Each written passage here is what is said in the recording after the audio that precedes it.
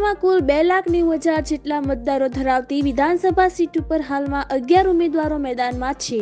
ત્યારે એક બાજુ ભાજપ અને કોંગ્રેસના બંને ઉમેદવારો પૂર્વ ધારાસભ્યોના પુત્રો છે, ત્યારે આમ આદમી પાર્ટી દ્વારા પણ યુવા ચહેરો ડોક્ટર રમેશ પટેલ પણ ખૂબ જ લોકપ્રિયતા ધરાવે છે। ત્યારે ભાજપમાંથી પ્રવીણભાઈ માળી પણ મજબૂત યુવા ચહેરો છે। એક બાજુ ઠાકોર સમાજ પણ ડીસા વિધાનસભામાં મજબૂત પ્રભુત્વ ધરાવે છે, ત્યારે કોંગ્રેસના પૂર્વ ધારાસભ્ય ગોવાભાઈ દેસાઈના પુત્ર સંજય દેસાઈ મેદાનમાં છે। યુવાનોમાં ખૂબ જ લોકપ્રિય છે માલધારી સમાજના યુવા આગેવાન છે સંજય દેસાઈ, ડીસા વિધાનસભામાં ખૂબ જ ઉત્સાહી ચહેરા તરીકે ઉભરી આવ્યા છે। ત્યારે આજે બનાસ તક સાથેની અમારી ચર્ચામાં સંજય દેસાઈએ ડીસા વિધાનસભા સીટ જીતવાનો વિશ્વાસ વ્યક્ત કર્યો છે। રિપોર્ટર રાજ કચ્ચર, બનાસકાંઠા। ડીસા વિધાનસભાની વાત કરવામાં આવે તો 2,90,000 થી પણ વધુ મતદારો ધરાવતો આ વિધાનસભા મત વિસ્તારમાં 11 ઉમેદવારો મેદાનમાં છે। ત્યારે મહત્વની વાત કરવામાં આવે તો મહત્વની બે કાંટેકી ટક્કર છે, જે પૂર્વ ધારાસભ્યના બંને પુત્રો ભાજપ અને કોંગ્રેસમાં। ત્યારે આમ આદમીમાં પણ એક યુવા ચહેરાને ઉતાર્યો છે, રમેશ ડોક્ટરને। ત્યારે કોંગ્રેસની વાત કરવામાં આવે તો ગોવાભાઈ પૂર્વ ધારાસભ્ય, એમના પુત્ર સંજયભાઈ દેસાઈ આ પણ યુવા છે। એટલે કહી શકાય કે હાલમાં 3 યુવા ચહેરાઓ વચ્ચે ડીસા વિધાનસભામાં ટક્કર છે। પરંતુ મહત્વની વાત એ છે કે છેલ્લા કેટલાય સમયથી ભાજપના જે કામો છે તેનાથી પ્રજા ત્રસ્ત થઈ છે। સામે જે ઉમેદવાર છે એ યુવા છે અને અનેક વિધાનસભામાં અનેક કામો કરેલા છે, સેવાકીય પ્રવૃત્તિઓ કરેલી છે, રાજકીય રીતે સંકળાયેલા છે, જિલ્લા પંચાયતના સદસ્ય પણ બની ચૂક્યા છે। મારી સાથે સંજયભાઈ દેસાઈ ડીસા વિધાનસભાના કોંગ્રેસના ઉમેદવાર સંજયભાઈ, એમની સામે આપના પિતા લડ્યા પણ છે અને હવે બંને પિતા પુત્ર વચ્ચે, જે બંનેના પુત્રો વચ્ચે અત્યારે હરીફાઈ છે, શું કહેશો, કેટલી જીતની આશા છે? વિચારધારાની લડાઈ છે। કોણ લડે છે? વ્યક્તિ નથી લડતો, અહીંયા વિચારધારા લડી રહી છે। 27 વર્ષના કાળમાં આપ સૌ જાણો છો કે ભાજપના કોઈ જવાબ નથી। અમે ગામે ગામ લોકો વચ્ચે જઈ રહ્યા છે, લોક સંપર્ક કરી રહ્યા છે, શહેરમાં પણ સારો એવો પ્રતિસાદ મળી રહ્યા છે, લોકોના અમને આશીર્વાદ મળી રહ્યા છે કે ચોક્કસ આ વખતે સમગ્ર ગુજરાતમાં પરિવર્તન છે। ત્યારે ડીસામાં જંગી બહુમતીથી લોકોના આશીર્વાદ મને મળશે ને જંગી બહુમતી જીતાડશે એવી મને ચોક્કસ આશા છે। ચોક્કસ સંજયભાઈ, આપના પિતાએ આ વિધાનસભામાં અનેક સેવાકીય પ્રવૃત્તિઓ કરેલી છે, અનેક કામો કરેલા છે, લોકોને કદાચ આજે પણ યાદ હશે, આપ જ્યારે ગામે ગામ પ્રચાર માટે ફરી રહ્યા છો, પ્રચારમાં જ્યારે હાર્યા હતા ત્યારબાદ જે પરિશ્રમ કર્યો છે, જનતા વચ્ચે રહીને પરિશ્રમ કર્યો છે, અનેક લોકોને આપના પિતા માટે કેટલું ગૌરવ હોય છે? ચોક્કસ 100% ગૌરવ છે એમના। જ્યાં જ્યાં હું જઉં છું ચોક્કસ વિકાસના કામો તો ધારાસભ્ય થયા હોઈએ અને કરવા પડે, આપણી ફરજ છે। 5 વર્ષમાં કઈ રીતે લોકોના વધુમાં વધુ કામ થાય એના માટે મારા પિતાશ્રી પ્રયત્નશીલ રહ્યા છે।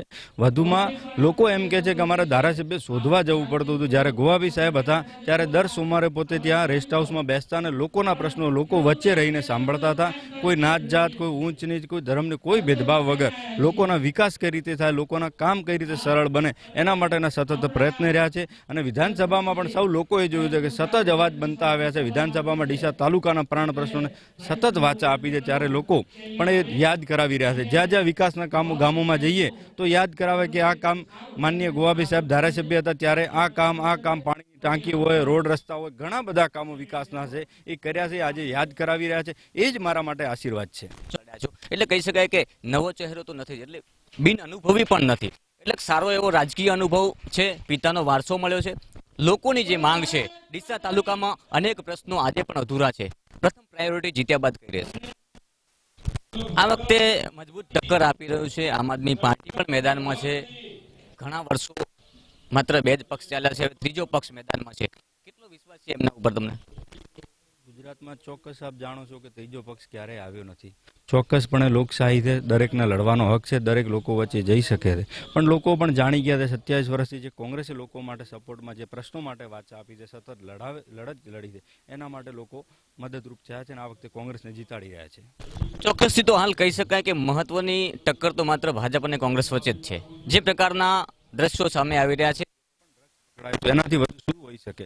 યુવાનોએ ઠાણી લીધું આ વખતે કે આ ભ્રષ્ટ સરકારને, ભયવાળી સરકારને, ભ્રષ્ટાચારવાળી સરકારને દૂર કરી અને કઈ રીતે યુવાઓની, ખેડૂતોની, ગરીબોની સરકાર આવે એના માટેના સતત બધાના પ્રયત્નો થઈ રહ્યા છે। આખરી સવાલ, જીતનો કેટલો વિશ્વાસ ધરાવતો આ વિધાનસભા મત વિસ્તાર છે?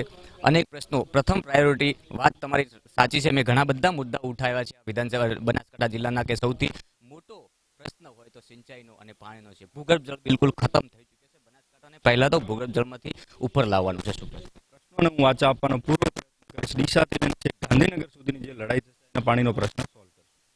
ચોક્કસથી આ હતા સંજયભાઈ, જે ડીસા વિધાનસભાના કોંગ્રેસના યુવા ઉમેદવાર હતા. વિધાનસભામાં 3 યુવા ચહેરા અત્યારે સામે છે. ત્યારે ક્યાંક જે આમ આદમી પાર્ટીમાંથી રમેશભાઈ પટેલ લડી રહ્યા છે, એ પણ યુવા ચહેરો છે. સામે ગોરધનજીના પુત્ર પ્રવીણભાઈ માળી ભાજપમાંથી લડી રહ્યા છે. આ પણ યુવા તારીખે ખબર પડશે કે કોણ મારે છે બાજી. રાજગજ્જર. બીજો મારો એક સવાલ છે કે 150+ ભાજપ સરકાર વાત કરી રહી છે.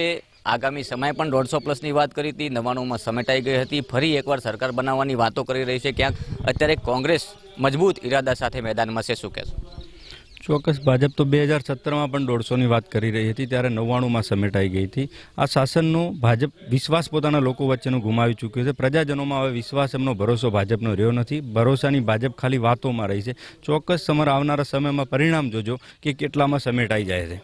એ વાત મહત્વની છે, પરંતુ આ વખતે મહત્વનો કોંગ્રેસનો મુદ્દો એક છે અને એ સાચો પણ છે. મારી દ્રષ્ટિએ પણ સાચો છે. મહત્વનો મુદ્દો છે ગૌ માતાનો. ગૌ માતાના જે પૈસા જાહેર કર્યા હતા, આજ દિવસ સુધી એક પણ રૂપિયો આપ્યો નથી. આ વિશે આપ શું કહેવા માંગો છો? જનતા આજ લોકો વચ્ચે જઈએ ત્યારે આ જ વાત કરી રહ્યા છે કે ગૌને માતા કહેનારા, ગૌને રાષ્ટ્રીય માતા જાહેર કરવાના લોકો જ્યારે ગૌ માતાના સામે બોલેલા 500 કરોડ નથી આપતા તો જનતાનું શું રાખશે? ચોક્કસ આ જ વાત લઈ લોકો પણ અમારા વચ્ચે આશીર્વાદ અમને આપી રહ્યા હતા કે અમને જૂઠાણાનો હવે ભાન થયો છે, હવે અમારી આંખો ખોલી ગઈ છે. ત્યારે કોંગ્રેસની સરકાર બનવા જઈ રહી છે. કોંગ્રેસની સરકાર બન્યા બાદ પ્રથમ પ્રાયોરિટી આપના વિસ્તારમાં કઈ છે? મારા વિસ્તારમાં મેં અગાઉ વાત કરી એમ સિંચાઈનો પ્રશ્ન અમારો બહુ મહત્વનો છે લોકો માટેનો. એના માટેની પૂરા પ્રયત્ન રહેશે. ચોક્કસથી તમામ જે વાતો છે, આ વિધાનસભાના જે મુદ્દાઓ છે, આ મુદ્દાઓને લઈને આગામી સમયમાં સંજયભાઈ જે વાત કરી, જીત્યા બાદ પ્રથમ પ્રાયોરિટી એમની સિંચાઈની રહેશે. આ વિસ્તારમાં સૌથી તાતી જરૂરિયાત સિંચાઈની છે. સિંચાઈ માટે લોકો આજે પણ લડી રહ્યા છે.